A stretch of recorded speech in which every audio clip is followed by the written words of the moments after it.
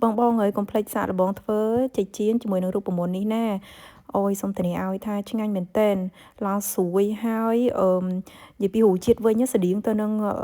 បងគាត់លក់ចេកចៀននៅតាមផ្លូវទៅអង្គរបងប្អូនមិនដូច100%ទេប៉ុន្តែយ៉ាងហោចណាស់ក៏បាន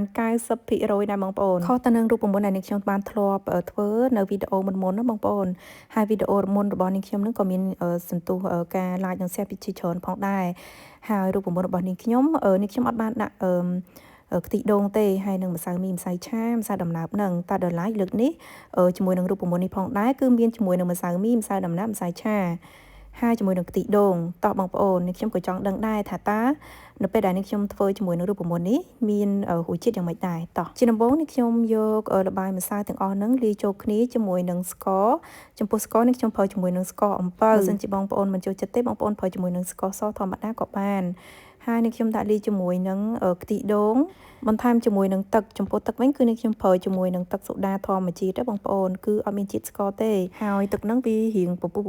ងប្អូនចាហើយបើសិនជាបងប្អូនអត់មានទេបងប្អូនដាក់ជាមួយនឹងទឹកធម្មតាទៅមិនជាបញ្ហាទេតែដល់ឡែកចំពោះចេកចៀនមិនថាចំពោះចេកចៀនទេបងប្អូនឲ្យតែនេះខ្ញុំយកទៅបំពងគឺនេះខ្ញុំចូលចិត្តប្រើជាមួយនឹងទឹកពពុះនឹងខ្លាំងមែនតើចាយើងកូរឲ្យសព្វទៅហើយនេះខ្ញុំបន្ថែមជាមួយនឹងល្ង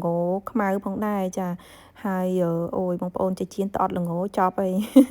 អត់ឆ្ងាញ់ទេចំពោះល្ងវិញបងប្អូនបើសិនជាបងប្អូនដាក់ច្រើនកាលណាតែយើងទុកម្សៅនឹងរៀងយូរបន្តិច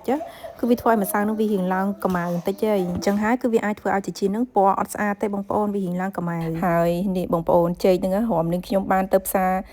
ប៉ារីស13នឹងរំបានរោចេកនឹងបានបងប្អូនហើយទៅ2ដង3ដងហើយរំបានហ្នឹងដឹងទេប្រាប់អ្នកលក់ផងមានមិត្តភក្តិគាត់ជួយទេប្រាប់អ្នកលក់ថាបងអើយជួយទុកចេកសនឹងមួយស្និតផងចាហើយក៏បានចេកនឹងយកមកធ្វើចេកចៀននឹងឲ្យបងប្អូនហើយបើបានចេកនឹងយកធ្វើចេកចៀនទៀតអូយគឺថាអែមតែម្ដងរាល់ដងគឺនេះខ្ញុំយកចេកពួកជនជាតិអាហ្វ្រិកយកបងប្អូនយកមកធ្វើចេកចៀនតែរសជាតិខុសគ្នាដាច់តែម្ដងបងប្អូនហើយជាមួយនឹងចេកខ្មែរយើងគឺរសជាតិនិយាយទៅអូយជាមួយនឹងការលីម្សៅរបស់យើងទៀតអីទៀតចឹងគឺដូចនៅស្រុកខ្មែរចឹងបងប្អូនឆ្ងាញ់ខ្លាំងមែនតើទោះបីមិនបានដូចចេកចៀនដែលបងប្អូនយើងលក់នៅស្រុកខ្មែរនឹង100%ក៏ដោយតែនេះ95%បងប្អូនគិតមើលឆ្ងាញ់ចាហើយរូបមន្តគាត់គឺត្រូវឲ្យបងប្អូនឆ្ងាញ់មែនតើបងប្អូនកុំភ្លេចសាកល្បងធ្វើរូបមន្តនេះទៅចំពោះរបៀប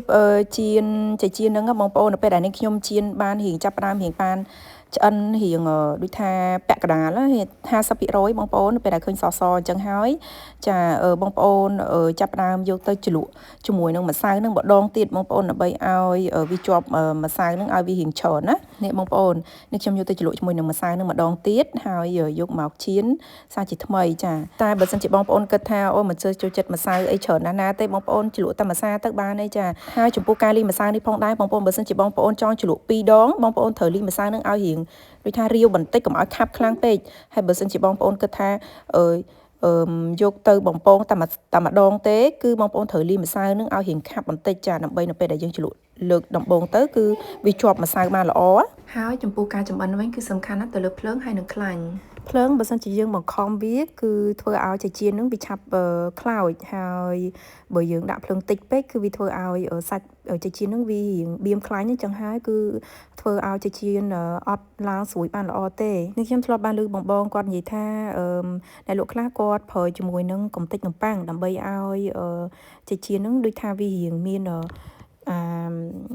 ចថាកំតិចនឹងវានៅច្រើនជាប់នឹងចេកចៀនណាបងប្អូនចា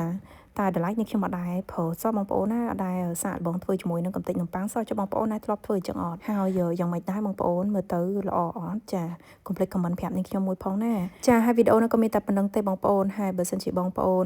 ចង់សាកល្បងជាមួយនឹងរូបមន្តនេះខ្ញុំសូមធានាឲ្យថាអូយឆ្ងាញ់រូបមន្តគាត់ហ្នឹងគឺឆ្ងាញ់មែនតើបងប្អូន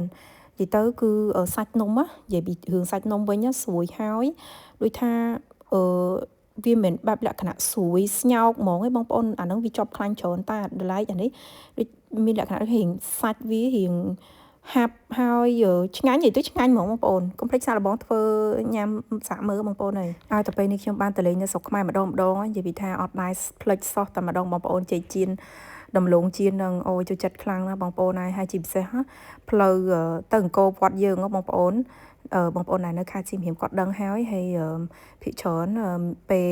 ដែលរៀងចាប់ដើមរៀងថ្ងៃរសៀលបន្តិចហ្នឹងគឺមានបងគាត់ទៅលក់នៅតាមផ្លូវទៅអង្គរវត្តបងប្អូន អូយនិយាយពីថាឆ្ងាញ់ខ្លាំងមែនទែនបងប្អូនអើយនិយាយនឹកស្រុកខ្មែរនឹកអង្គរវត្តនេះបងប្អូន ចាអរគុណច្រើនហើយជូនពរបងប្អូនសុខសប្បាយហើយបើសិនជាបងប្អូនពេញចិត្តជាមួយនឹងវីដេអូនេះកុំភ្លេចជួយ share និង like ផងណាអរគុណច្រើនជំរាបលាជូនពរបងប្អូនសុខសប្បាយទាំងអស់គ្នាបាយបាយ